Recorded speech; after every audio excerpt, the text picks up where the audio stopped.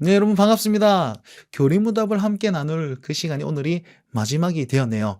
오늘은 마지막으로 39문, 40문 함께 살펴볼 텐데, 하나님께서 구원을 주신 우리에게 원하시는 것은 무엇입니까? 하나님의 마음을 함께 살펴보고자 합니다. 오픈다운 39문입니다. 사람에게 요구하시는 의무는 무엇입니까? 하나님께서 사람에게 요구하시는 의무는 그분의 계시된 뜻에 순종하는 것입니다. 40문, 하나님께서 처음에 사람에게 순종의 법칙으로 무엇을 계시하셨습니까? 하나님께서 순종을 위하여 처음에 사람에게 계시하신 법칙은 도덕법이었습니다. 땡큐. 오늘 39문, 40문은요, 어떻게 보면 교리문답 전체의 다리 역할을 하고 있습니다. 이 소요리문답의 구조를 한번 살펴보면요, 무엇을 믿을 것인가, 이게 38문까지의 내용입니다. 그리고 39문부터는 어떻게 살 것인가, 그걸 얘기하고 있는데, 이것은 요리문답의 어떤 구조일 뿐만 아니라 이건 성경의 구조와도 동일합니다. 성경은요, 무엇을 믿어야 되며 또 그 믿은 사람들이 어떻게 살아가야 될 것인가, 요거를 구체적으로 얘기하는 것이 하나님의 말씀이란 것입니다. 자, 그렇다면 무엇을 믿어야 합니까? 네, 삼위 하나님이 어떤 분이시며 그분이 누구이시고 또 어떤 일을 행하셨는가, 그걸 얘기하고 있는 것이고, 또한 그분이 행하심은 그분의 구원 사역이라는 것입니다. 그분의 구원을 믿어야 한다라는 것이죠.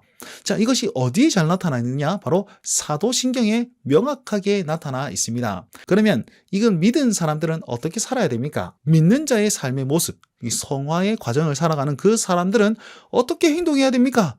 십계명과 주기도문에 굉장히 잘 나타나 있는 것입니다.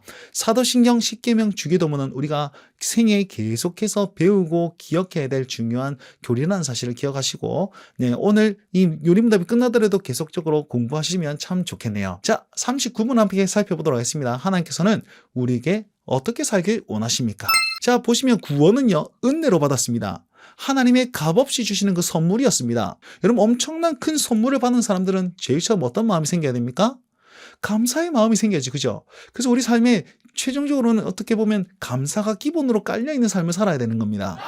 자, 그러면서 우리 삶의 모습은 어떻게 해야 될까? 예배드리고 감사하고 찬양하고 전도하고 기도하고 성교하고 교제할 수 있겠죠, 그죠? 근데 오늘 교리문답은 이 모든 것을 한 단어로 딱 요약하는데 이것입니다. 바로 순종이라는 단어입니다. 뭐라고요? 순종입니다. 믿는 우리는요, 순종하며 살아야 되는데 아무거나 순종하면 됩니까? 아니요.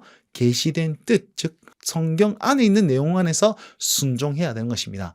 그래서 환상을 보거나 기도 응답을 받았다거나 적용점을 내세울 때 거기에 대한 순종, 네, 그거 말고 네, 정말 하나님 말씀에 대한 순종, 그것이 우리가 해야 될 자세라는 것입니다. 자, 40문 말씀 보겠습니다. 그러면 순종하기 위해서 하나님께서는 어떻게 행하셨습니까? 도덕법을 주셨는데 이 도덕법이 무엇일까요? 다른 말로 하면 율법이라고도 얘기할 수 있겠는데요. 웨스트민스터 신앙고백서 보면 이렇게 표현해 놨습니다. 마음에 기록한 법이다. 하나님께서 태초에 아담과 하와를 창조하시고 그 마음에 이 법을 기록해 놓았습니다.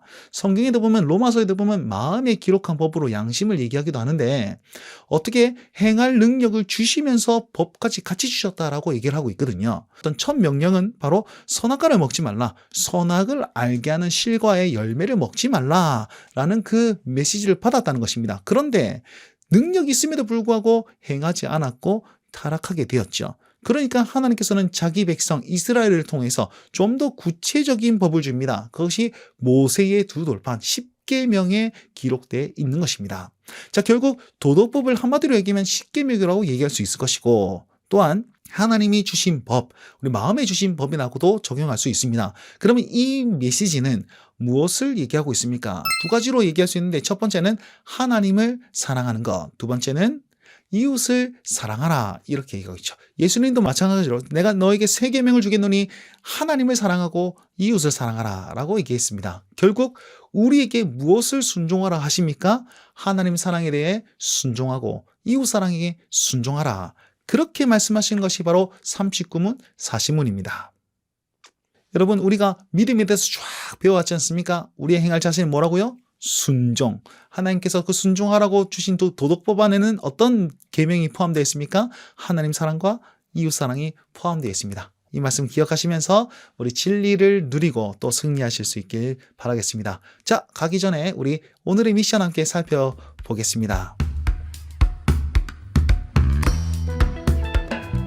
네, 오늘의 미션은요, 거의 뭐 종합적으로 얘기하고 있습니다. 제일 처음에 우리가 결단했던 것, 이랬으면 좋겠다 했던 것들 한번 돌아보시고, 아니면 다시 한번 결단하시고, 이제 계속해서 순종의 자세로 이것들을 이루며 나아가실 수 있도록 한번 더 기록해 주시면 되겠습니다. 어디에 기록해야 됩니까? 네, 요 영상 밑에 더보기란에 이제 출첵하는 부분이 있습니다. 링크 타고 가셔서 결단해 보시고 또 출첵하시고 함께 해주시면 좋겠습니다. 네, 3주 동안 굉장히 열심히 달렸습니다. 그죠? 여러분 축복하고 감사합니다. 좀 더 아쉬운 사람 있습니까? 그럼 댓글에다가 좀 더 해주세요 라고 남기면 저희가 무시하도록 하겠습니다.